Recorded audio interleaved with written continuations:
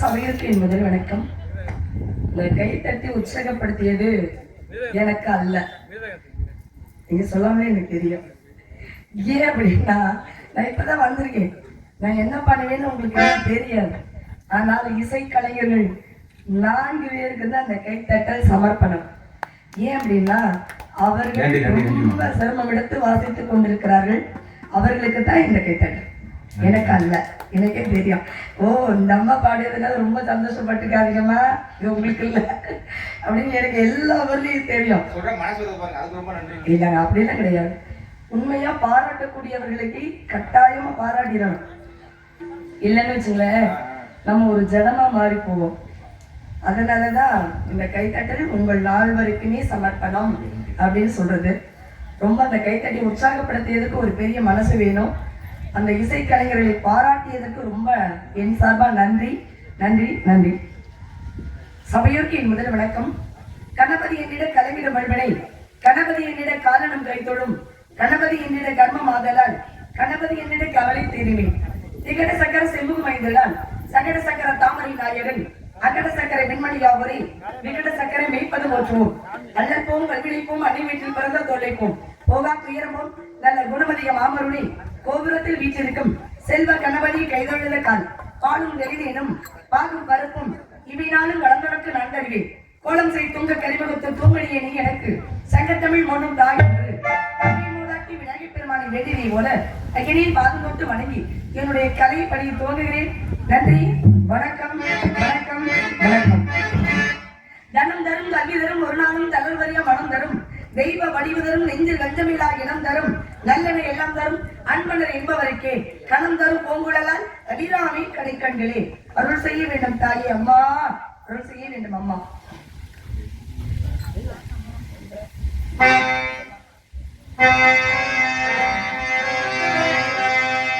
செல்லாத்தா செல்ல மாறியாத்தா செல்லையில் வந்து நாடி நில்லாத்தா, செல்லாத்தா செல்ல மாறியாத்தா செல்லையில் வந்து நாடி நில்லாத்தா, கண்ணாத்தா ஒன்றே காணாத்தா, கண்ணாத்தா ஒன்றே காணாத்தா, செல்லையில் வந்து என்ன புரியா சொல்லுகிறாத்தா,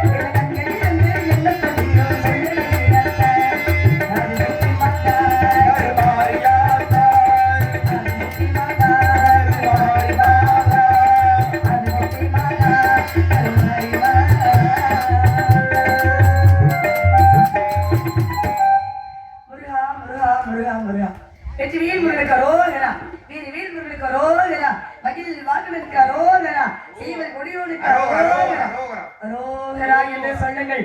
அன்று செய்த பாவங்கள் அன்றை தொலைந்து போகும் என்று திருமுருக கிருபானந்த வாரியார் சொல்லிக் கொடுத்த விஷயத்தை நாம பின்பற்றலாமா? பின்பற்றுவோமே. இந்த நாமை படித்தது ஏன் தெரியுமா? இறைவனுடைய நாமத்தை சொல்வதற்காகத்தான். நம்ம அதை மட்டும் சொல்ல மாட்டோம், மற்றதெல்லாம் சொல்லுவோம். அதுலயும் குறிப்பா மருந்து சாப்பிட்டா போதும். என்ன இருமல் மருந்தா, ஜுரம் மருந்தா, உடம்பு வலி மருந்தா, என்ன மருந்து? மருந்து காமிச்சாலே உங்களுக்கு தெரிஞ்சிருக்கணுமே. மருந்து சாப்பிட்டா மழை திறந்த வெள்ளம் கூட விடுவிடுன்னு வரும். ஏன்னா தேவாரமா, திருவாசகமா, திருவம்பாவையா, என்ன வரும்? கந்த புராணமா, கந்தர் அலங்காரமா, கந்தர் அனுமதியா, கந்த சிருஷ்டி கவசமா, வேல்மரலா, என்ன மயில் வருத்தமா, என்ன வர? கொச்சை தமிழ் தான் அப்படி கூட கூடையா வரும். ஆனா அதெல்லாம் சொல்லக்கூடாதான். ஐயன் வள்ளுவர் சொல்லுகிற இனிய உளவாக இன்னாத பொருள் கனியிருப்ப காய்கவன் சற்று சொல்லுகிற இனிய சொற்கள் இருக்கும் பொழுது தேவையில்லாத வார்த்தைகளை சொல்லி மற்றவருடைய மனநோகாமல் பேசி பழகணும் அப்படின்னு சொன்ன. நம்ம அதெல்லாம் செய்யறோமா? செய்யறதே இல்லை. அதனாலதான் நாடகம் பார்த்தா நமக்கு என்னங்க புண்ணியம், நமக்கு என்னங்க பயன்? நாங்க ஏங்க கண் விழித்து நாடகத்தை பார்க்கணும்? அண்ணன் யூடியூப் சேனலை பார்த்தாலே தெரிஞ்சு போகும். எல்லாரும் வராங்க, இப்படிதான் நடிப்பாங்க, இப்படிதான் பேசுவாங்க அப்படின்னு தெரிஞ்சாலே போதும். அப்புறம் ஏன் வந்து கண்ணை முடிச்சுட்டு இப்படி உட்காந்துக்கணும்? இடுப்பு கிடக்க, கை வலிக்க, கால் வலிக்க, இப்படி உட்காந்துக்கணும் அவசியமா என்ன? ஏன்? அதுதான் புண்ணியம். உலகிலே எத்தனையோ நிகழ்ச்சிகள் இருக்கு. அத்தனை நிகழ்ச்சிகள் அல்லாமல் நாடகம் வைக்கிறதுக்கு காரணம் என்னன்னா, தாய்மார்கள் ஆடல் பாடல் வைக்கலாம் வச்ச உடனே அது 3 மணிக்கெல்லாம் முடிஞ்சிடும். இல்ல சில கச்சேரி வந்து 2 மணிக்கு முடிஞ்சிடும். அவர்கள் ஆரம்பிக்கிறத பொறுத்து இருக்கு. 6 மணிக்கு சில பேர் ஆரம்பிப்பாங்க, சில பேர் 7 மணிக்கு, இந்த மாதிரி ஆரம்பிக்கிற நேரம் இருக்கு. அப்ப 2 மணிக்கு 3 மணிக்கு முடிஞ்சிடும். தாய்மார்கள் சொல்லுவாங்க, என்னடி விடியல, எப்படி போறது, பயமா இருக்குமே, விடியலையே விடியலையே சொல்லிட்டு போனா என்ன ஆகுமா? அந்த குடும்பமும் விடியாதான். ஆனா நாடகத்துல பாருங்க, 5:30 மணி 6 மணிக்கு வரைக்கும் காயாத நாடகத்துல பாட மாட்டோம். சில ஊர்ல 7 மணி வரைக்கும் ஆடி ஆயிரும். மணி 5:30 ஆயிடுச்சுன்னா, ஏய் விடிச்சிருச்சு வாங்கடி போவோம், இனிமேல் உட்கார வேணாம், போய் வீட்டுல சாணம் வெளிக்கணும், கோலம் போடலாம், விடிஞ்சிருச்சு வாங்க, விடிஞ்சிருச்சு வாங்க அப்படின்னு சொல்லுவாங்களா? அப்ப விடிஞ்சிருச்சுன்னா என்ன ஆகும்? குடும்பமும் விடியலா இருக்கும். எல்லா செல்வமும் 16 செல்வங்களை பெற்று சுபிட்சமா வாழலாம் என்பதற்கு பெண்களுடைய வாயிலிருந்து வர வார்த்தையை பொறுத்துதான் இருக்கணும். அதனாலதான் நாடகம் என்று ஒன்று வைக்கப்படுகிறது. இந்த நாடகத்துல நாடு கூட்டல் அகம். இந்த நாடகத்துல இந்த உலகத்துல உள்ள அனைத்து விஷயங்களையும் பேசுவாங்க. அதுலயும் குறிப்பா இந்த வள்ளி திருமணத்துலதான் பேசுவாங்க. இப்ப சத்யவான் சாஸ்திரியா இருக்கட்டும், பவளக்குடியா இருக்கட்டும், ஹரிச்சந்திர நாடகமா இருக்கட்டும், இந்த நாடகத்துல என்ன பண்ண முடியும் தெரியுங்களா? அந்த கதையை தவிர நழுவவே முடியாது, வேற எந்த விஷயமும் பேசவே முடியாது. ஆனா வள்ளி திருமணத்துல மட்டும் பாருங்க, இந்த 16 புராணங்கள் பேசுவது மட்டும் அல்லாமல் இந்த நாடகத்துல உள்ள அனைத்து விஷயங்களும் பேசுவாங்க. அப்ப தெரியாத விஷயங்களையும் நம்ம தெரிஞ்சுக்கூடிய ஒரு சந்தர்ப்பங்கள் இந்த நாடகத்துல உண்டு. அப்படிப்பட்ட இந்த நாடகத்துல எம்பெருமான் முருகப்பெருமானை பற்றி புகழ் பேசணும். அப்ப பேசணும்னா இந்த நாடகமே கந்த புராணத்தை தழுவி வந்தது. அத உள்ள விஷயங்கள் தான். கந்த புராணத்தோட கதாநாயகன் யாரு அப்படின்னா எம்பெருமான் முருகப்பெருமான். முருகப்பெருமானை பற்றி உங்களுக்கு எந்த அளவுக்கு தெரியும் அப்படிங்கிறது எனக்கு தெரியாது. ஆனால் மூவியில் முகமில் போற்றி, முகமொழி கருணை போற்றி, ஏவரும் துதிக்க நின்ற ஈராறு தோல் போற்றி, காஞ்சி மாவடி வைக்கும் செவ்வேல் மலடி போற்றி, அண்ணா சேவலம் போற்றி, திருக்கைவேல் போற்றி போற்றி அரோகரா. கந்த புராணத்திற்கு அடியெடுத்து கொடுத்தவர் யார் தெரியுங்களா? எம்பெருமான் முருகப்பெருமான். திகட சக்கரன்னு அடியெடுத்து கொடுக்கிறார். திகட சக்கர செவ்வகம் வைக்கலாம் அப்படின்னு விநாயகருடைய காப்பை முதலிலே பாடு என்று சொல்லிய உடனே அவர் பாட ஆரம்பிக்கிறார். 10,345 பதிகங்களாக கச்சேப்ப சிவாச்சாரியார் எழுதுகிறார் கந்த புராணத்தில். அப்படிப்பட்ட கந்த புராணத்திற்கு அடியெடுத்து கொடுத்தவர் யார் அப்படின்னா எம்பெருமான் முருகப்பெருமான். அவருக்கு முதல் காப்பாக இந்த மூவியில் முருங்கல் போற்றி அப்படின்னு எழுதுகிறார் கச்சேப்பன். அதற்கு அடுத்ததாக நாள் என் செய்யும், விதிதான் என் செய்யும், என்னை நாடி வந்த கோல் என் செய்யும், ஒரு மூச்சு என் செய்யும், குமரேசன் இரு தாளும் சிலமும் சலகையும் தந்தையும் சண்முகமும் தோளும் கடவும் எனக்கு முன்னே வந்து தோன்றினே என்று அருணன் என்று சொல்லக்கூடிய அருணகிரிநாதர் கந்தர் அலங்காரம் என்ற நூலிலே அழகாக எடுத்திருக்கிறார். அப்படிப்பட்ட முருகன் புகழை பாடலாம். இல்லம்மா எங்களுக்கு அதெல்லாம் பாட தெரியாதுமா அப்படின்னு சொன்னா, உருவாய் அருவாய் உளதாய் இளதாய் மறுவாய் மலராய் மணியாய் ஒளியாய் கருவாய் உயிராய் கதியாய் விதியாய் குருவாய் வருவாய் அருள்வாய் புகழே அப்படின்னு கந்தர் அனுபூதி என்ற நூலிலே அருணகிரிநாதர் பாடுகிறார். இதெல்லாம் நீங்க தேடி படிக்கணும், பாடணும், மனசுல மனப்பாடம் பண்ணணும் அப்படின்னா ரொம்ப சிரமம். ஏன் அப்படின்னா உங்களுக்கு இருக்கிற வேலையில இதெல்லாம் படிக்கிறது ரொம்ப சிரமம். ஆனா இப்படிப்பட்ட நாடகத்துல இதெல்லாம் நாங்கள் பாடினால் காது கொடுத்து கேட்டாலே உங்களுக்கு புண்ணியமா. ஒரு கணவன் மனைவி ஒரு ஊர்ல கந்த சஷ்டி கவசம்னு ஒண்ணு வரும். இந்த சஷ்டியில இருந்து அகப்பையில வரும்னு ஒரு பழமொழி. ஆனால் சஷ்டியிலே விரதம் இருந்தால் அகப்பை கர்ப்பப்பையில குழந்தை வரும் என்பதுதான் உண்மையான விளக்கம். அப்ப சஷ்டியில 6 நாள் பாருங்க, கந்த சஷ்டி கவசம் நடக்குது. 6 நாளிலே கந்த புராணம் 6 பாகமாக பிரித்து சொற்பொழிவு நடத்தி கொண்டிருக்கிறார்கள். அப்ப அந்த சொற்பொழிவை கேட்க வாடி போவோம் அப்படின்னு மனைவியை கூப்பிட, உனக்கு வேற வேலை இல்லை, நீ போய் நான் வர முடியாது, நான் படுத்து தூங்கணும், காலையில 1000 வேலை எனக்கு இருக்கு, உனக்கு அண்ணா நீ போய் கேட்ப வந்து படுத்து தூங்க, அதுவா எனக்கு வேலை இல்லைன்னு அந்த அம்மா வரமாட்டிக்கிட்டாங்க. இவர் 6 நாள் போற அந்த புராணத்தை கேட்கிற, சொற்பொழிவை கேட்கிற. சொற்பொழிவு முடிஞ்ச உடனே என்ன கொடுப்பாங்க தெரியுங்களா? சுண்டல் பொங்கல் கொடுப்பாங்க. அதை வாங்குற சாப்பிட்டு வருகிற. 6 நாள் முடிஞ்சது. வீட்டுக்காரமாருக்கு ரொம்ப கோபம். ஐயா 6 நாள் போன் இல்ல, தூங்காம ஓகேவா, அங்க என்ன சொன்னாங்க, என்ன நீ கேட்ட, நீ என்ன தெரிஞ்சுக்கிட்ட அதை சொல்லு. அவருக்கு சொல்ல தெரியல. என்ன திருன்னு முடிக்கிற. இல்லையா இல்லடி, அங்க பேசுறாங்க, நல்ல விஷயங்கள சொல்றாங்க, அது தெரியுது, என்ன விஷயம் சொன்னாங்க அதை சொல்லு. தெரியல. உடனே அந்த அம்மாவுக்கு கோவம். சாணி என்ற தட்டுக்கூடன்னு சொல்லுவாங்க. அந்த தட்டுக்கூடை எடுத்து கொடுத்து இங்க என்ன சொல்றீங்கன்னு எனக்கு தெரியல. ஊருக்கு தோறும் வாசல் வேறு ஒவ்வொரு ஊர் விதமா சொல்றாங்க. இங்கே தட்டுக்கூடதான். இந்த கூடா செடியில பின்னி அதை கொடுப்பாங்க. அதை எடுத்து கொடுத்தது இந்த குளத்துல போய் 6 கூட தண்ணி போட்டுட்டு வர அப்படின்னு சொல்ல, அவரு மறுப்பு எந்த வீட்டுல போட்டாடி சொல்றது, எந்த புருஷன் மறுப்பு சொல்லியிருக்காங்க. உடனே அந்த ஐயா வாங்கிட்டு உடனே குளத்துல போய் தண்ணியை மூட கொண்டாடிக்கிட்ட வர, கூடையில தண்ணி இருக்காது. திரும்ப குளத்துக்கு போக தண்ணியை மூட கொண்டாடிட்டு வர, தண்ணி இருக்காது. இப்படி 6 முறை போயிட்டு வந்தாரா? இப்படிதான் ஐயா நீ கேட்ட லட்சணம், கதை கேட்டு இல்ல கந்த புராணக்காக இப்படித்தான் ஒரு லட்சணமும் இருக்கு அப்படின்னு. உடனே அவர் சொன்னார், ஏ கோச்சுக்காதடி, கந்த புராணம் கேட்டா இந்த லட்சணம்னு சொல்லியே அது நல்ல விஷயம். இந்த கூடையை என் கையில கொடுக்கும்போது எப்படி இருந்தது? ஒரே அழுக்கா இருந்துச்சா? சாணியெல்லாம் ஒட்டி இருந்துச்சா? இப்ப பாரு 6 முறை தண்ணி எடுத்த உடனே இந்த கூடை எப்படி இருக்கு? சுத்தமா இருக்கா? இப்படி தாண்டி கந்த புராணத்தை நான் கேட்டேன்.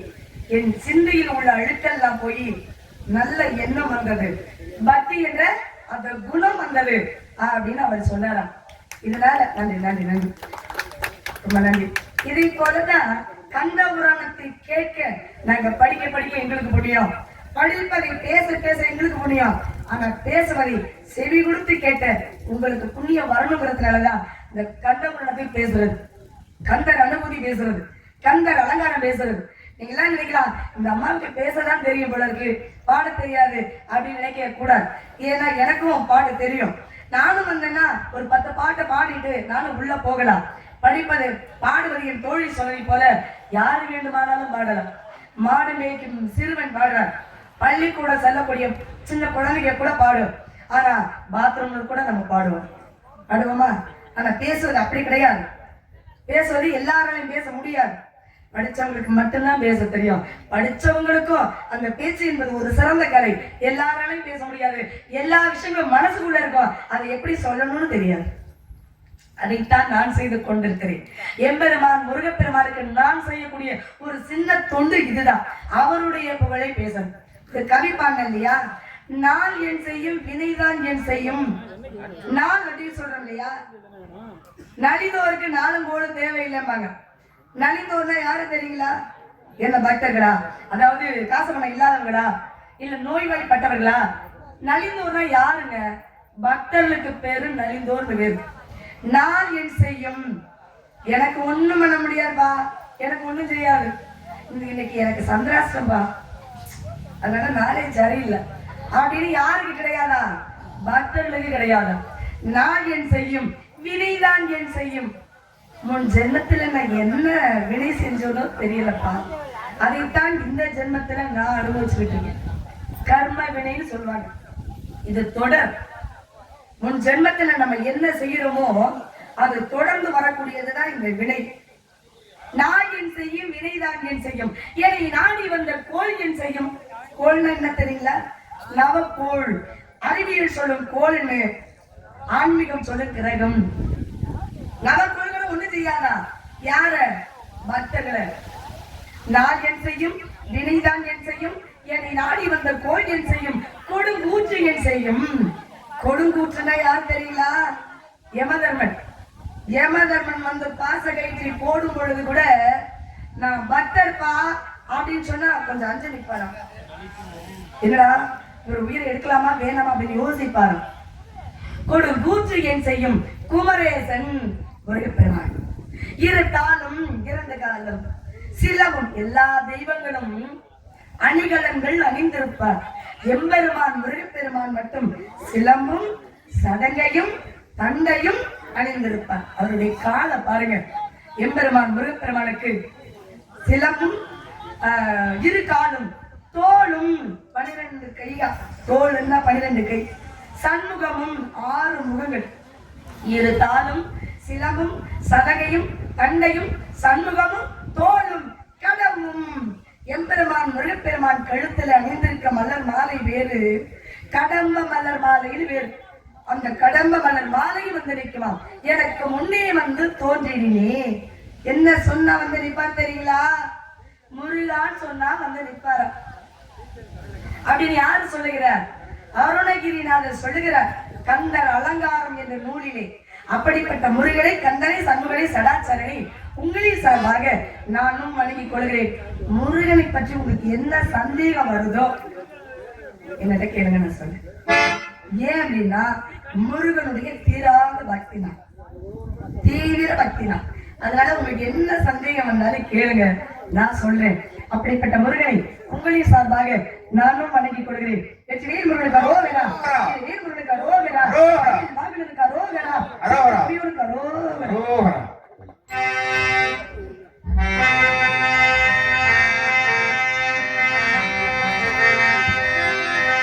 திருப்பரங்குன்றத்தில் நீ சிரித்தால் முருகா திருத்தென்மணி மீது எதிரொலிக்கும். அது என்னங்கிறது? திருப்பரங்குன்றம் எங்க இருக்கு தெரியுங்களா? மதுரைக்கு பக்கத்துல இருக்கு. திருப்பரங்குன்றம் மதுரைக்குள்ளதான் இருக்கு. ஆனா திருத்தணி என்பது வேலூர் மாவட்டம். திருத்தணிங்கிறது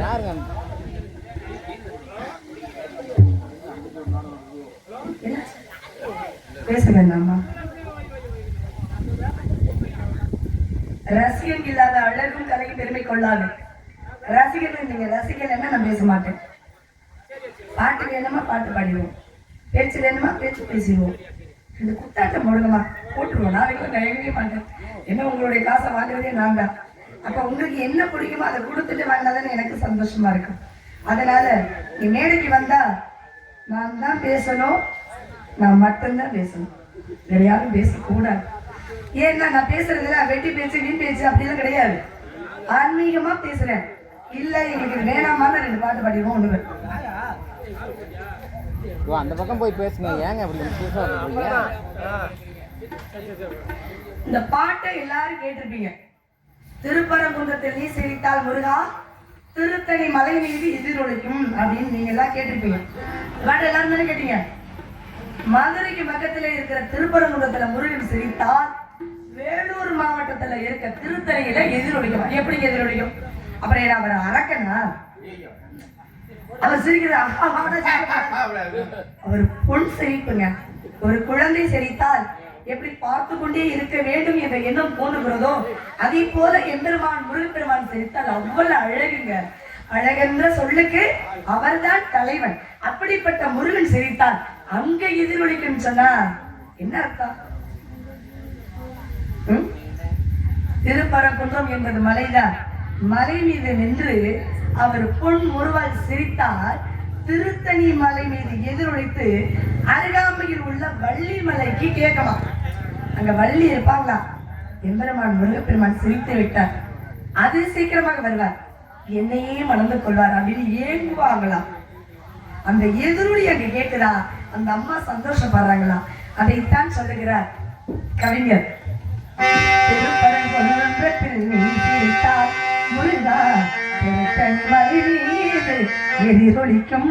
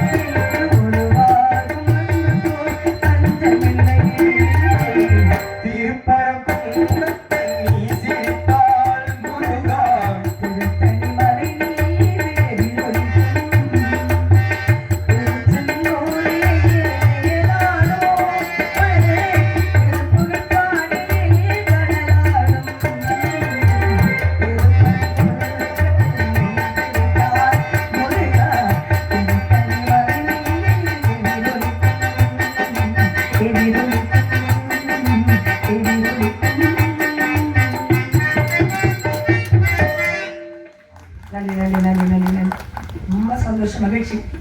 கேட்டு கொடுக்கறதுக்கு கேட்காம கொடுக்கறதுக்கும் ஒரு வித்தியாசம் இருக்கு. தானமும் தர்மமும் எல்லாரும் செய்யணும்னு எல்லாரும் சொல்லுவோம்.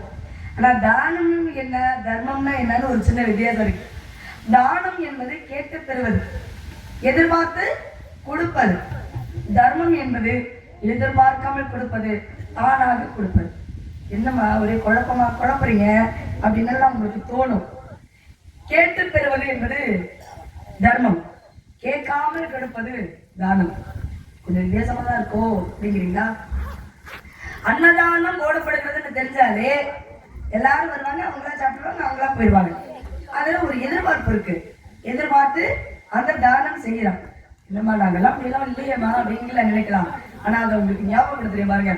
பெரிய பெரிய ஆலயங்கள்லாம் அன்னதானம் உண்டியல் வச்சிருப்பாங்க.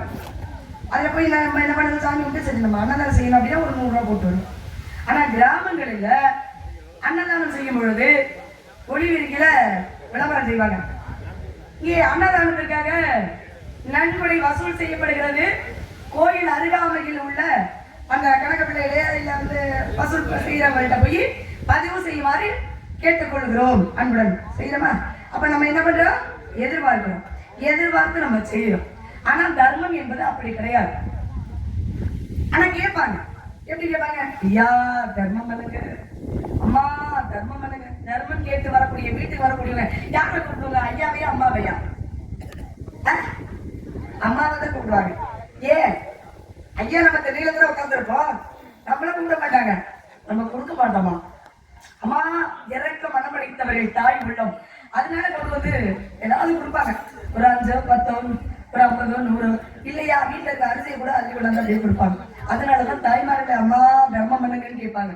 ஆனா ஆலயங்கள்ல கேட்கும் போது ஐயா தர்மம் பண்ணுங்க ஐயான்னு கேட்பாங்க. ஏன் அங்க 50 100 ஐயா தான் கொடுப்பாரு, அம்மா கொடுக்க மாட்டாங்க. அதனால இடம் பொருள் ஏவல்னு ஒண்ணு இருக்கு இல்லையா, அதை கேட்டு பெறுவது தர்மம். இன்னொரு விஷயம் என்னன்னா, அதை நம்ம எதிர்பார்த்து செய்ய மாட்டோம். இப்போ முன்னோர்களுக்கு திதி கொடுப்போம். நீங்க அந்த பழக்கம் இருக்கா என்னன்னு தெரியல. ஏன்னா முதியோர்களுக்குலாம் காலணி செருப்பு வாங்கி கொடுப்போம், புடவை வாங்கி கொடுப்போம், சேலை வாங்கி கொடுப்போம், சாப்பாடு வாங்கி கொடுப்போம். அதெல்லாம் என்ன நம்ம முன்னோர்களுடைய நினைவாக நம்ம கொடுப்போம். அவங்க நம்ம ஏதாவது எதிர்பார்ப்போமா அப்படின்னா எதிர்பார்க்க மாட்டோம். அதுதான் தர்மம். எதிர்பார்க்காமல் செய்வது தர்மம், எதிர்பார்த்து செய்வது தானம். இந்த தானத்திலேயே கன்னிகா தானம்னு ஒரு தானம் இருக்கு. அதை பத்தி உங்களுக்கு தெரியுமா? தெரிஞ்சவங்க கை தூக்கலாம், அதுல ஒண்ணும் குற்றம் கிடையாது. கன்னிகா தானம் அப்படின்னா என்னன்னு தெரியுங்களா? தெரியலையா? கன்னிகா தானம் என்றால் பெண் பிள்ளையை பெற்ற அப்பா அம்மா தான் கன்னிகா தானம் செய்து கொடுப்பாங்க. என்னன்னா பொண்ணோட கையை பிடிச்சி அம்மா அப்பா மாப்பிள்ளை கையில கொடுத்து நீரை ஊத்தி தாரி வார்த்தை கொடுப்பாங்க. இங்கெல்லாம் அந்த பழக்கம் உண்டு தானே, ஐயர் வச்ச கல்யாணத்துல எல்லாம் உண்டு. அதுல வந்து கொடுப்பாங்க. அம்மா அப்பா காலைல சந்தனம் வச்சு குங்குமம் வச்சு பொட்டு வச்சு தொட்டு வணங்கி 2 பேரும் கன்னிகா தானம் செய்து கொடுப்பாங்க. அந்த தானம் கூட நம்ம எதிர்பார்த்து தான் செய்யறோம். கன்னிகா தானம் ஏன் என் பொண்ணை நீங்க நல்லா வச்சுக்கணும் அப்படிங்கிறது எதிர்பார்ப்புல அவங்க கேட்டதையும் செய்வோம், கேட்காததையும் செய்வோம். அவர் வண்டி வாங்கி கொடுத்தா போதும் பாரு, நம்ம கிட்ட இருக்கிறதுல கார் வாங்கி கொடுப்போம். ஏன் அது ஒரு விதத்துல லஞ்சம் தான். என் பொண்ணை நீங்க நல்லா வச்சுக்கணும்னு எதிர்பார்த்து செய்யறதா, அதுதான் தானத்துக்கும் தர்மத்துக்கும். இப்படி நான் எதிர்பாராமல் நீங்கள் கைத்தட்டலை அள்ளி கொடுத்த அத்தனை அன்புடத்துக்கு மனமார்ந்த மகிழ்ச்சி. அதுக்குதான் என்னுடைய விளக்கம். ஏன்னா நானும் நினைச்சுக்கிட்டு தாங்க வருவேன். இன்னைக்கு மேடைக்கு போறோம், 5 பாட்டு பாடுறோம், உள்ள வந்துடுறோம், பேசவே கூடாது. வாய்ப்புட்டு சட்டம் நானா போட்டுக்கிறேன். ஆனா ஒளிபெருக்கிட்ட வந்தோட என்னன்னே தெரியல. ரசிகர்களுடைய முகம் பார்த்தோம், வாய் காது வரைக்கும் பேச ஆரம்பிச்சிருச்சுங்க. இருந்தாலும் மன்னிச்சுங்க, இருந்தாலும் அப்படிதான் பேசி தொடங்கிறேன். கொஞ்சம் பொறுமையா இருந்துதான் ஆகணும். என்னுடைய நாட்டோட சிறப்பை பத்தி சொல்லிடுவோமா? முதல்ல வாங்க.